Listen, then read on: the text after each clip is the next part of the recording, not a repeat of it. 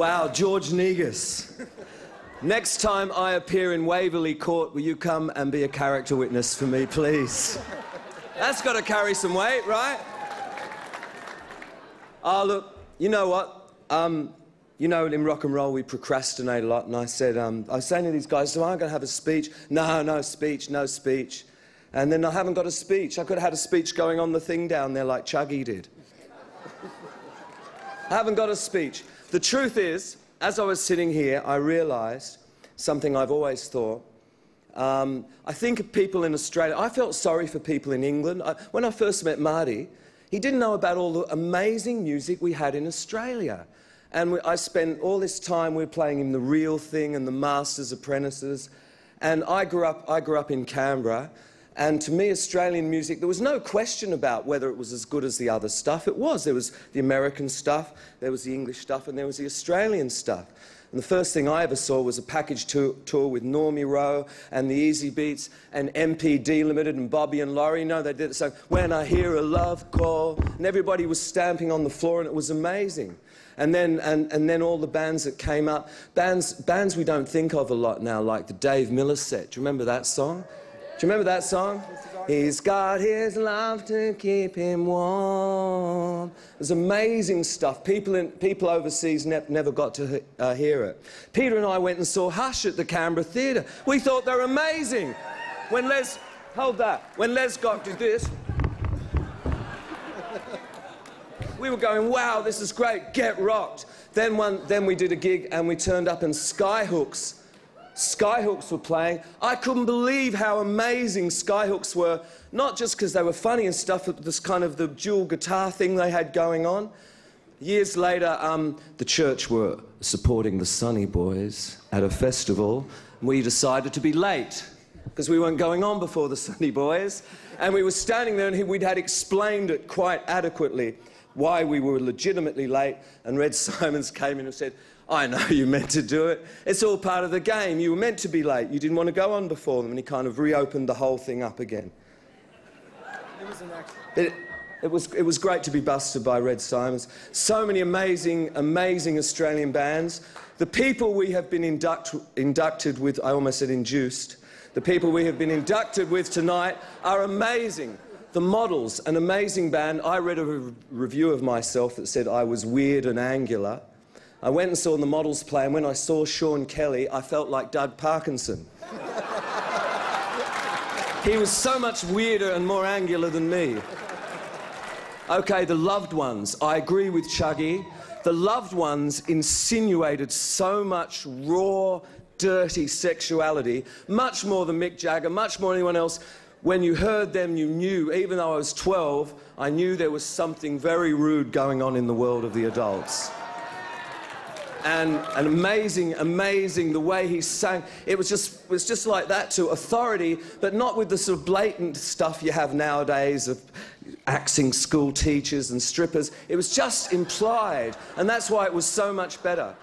John Williamson, look, I don't know a real lot about country, but I've had 5 daughters, and all of them at some stage I've amused with that, you silly galah. I'm better by far than a white cockatoo or a budgeriggar.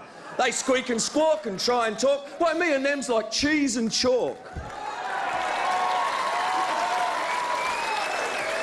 Poetry, man.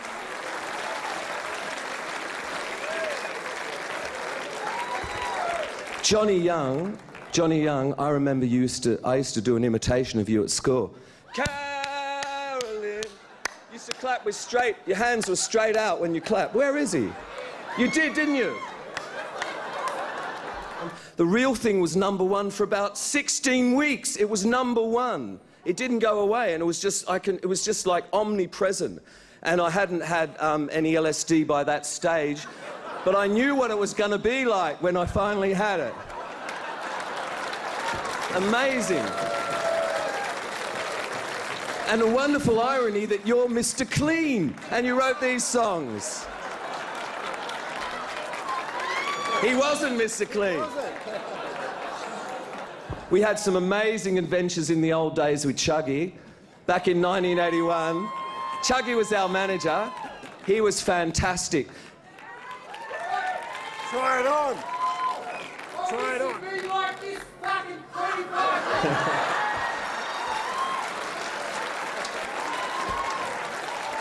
Chuggy, we had some amazing adventures. I remember the night you signed us up, I was sitting there and I was scared to say no.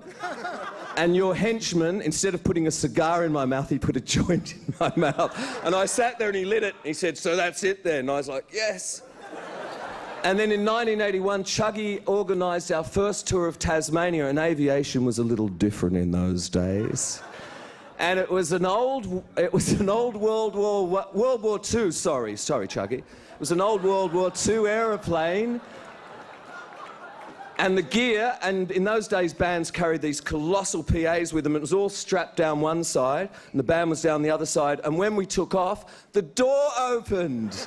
And we're looking at Melbourne through an open door and the gear broke free and was running around. I had a four-way bin rolling towards me.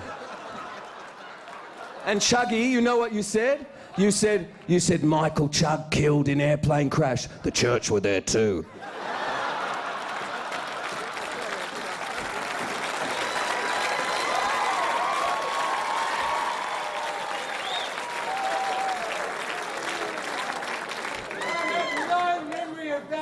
No, I bet you don't. I should have some poignant memory for each and all of you, like sailing in yachts in the Mediterranean with Michael Gudinski and stuff like that. But my mother's here, so all of those anecdotes are no longer applicable. Anyway, look, I like to thank... We've been kicked off all the best record companies in Australia. We've been kicked off all the best publishing companies. And look, this is a great honour, and I hope our foot is still in and out of the, what is it? What do we in and out of the grave? And thank you very much for this great honour. I know some of my friends here want to thank some people, so thank you very much.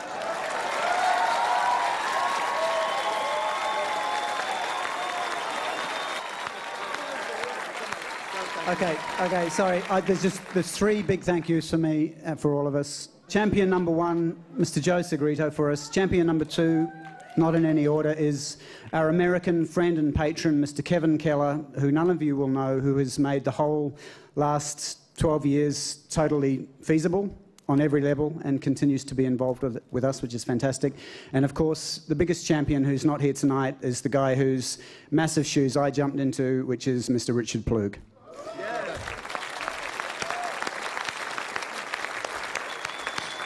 Yeah, I'd like to thank Chris Gilby for discovering us and helping a lot of other bands. I did say that. We were off the coast and he sort of was... He'd appreciate that. Thank you very much.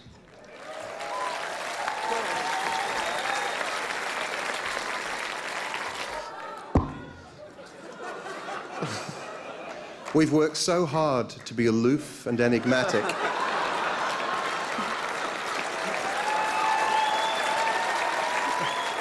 Aloof no more. All ruined in 15 minutes after 30 years. I'd just like to thank all the same people that these guys have. But we were dropped and kicked off so many labels that we had to form our own. But and we still won't pay ourselves any fucking royalties. Still don't get paid. Thanks very much. It's pretty strange for me because I'm from Liverpool. You're lucky. Thank you. One more person. I'd like to thank God for giving us so much unbearable talent.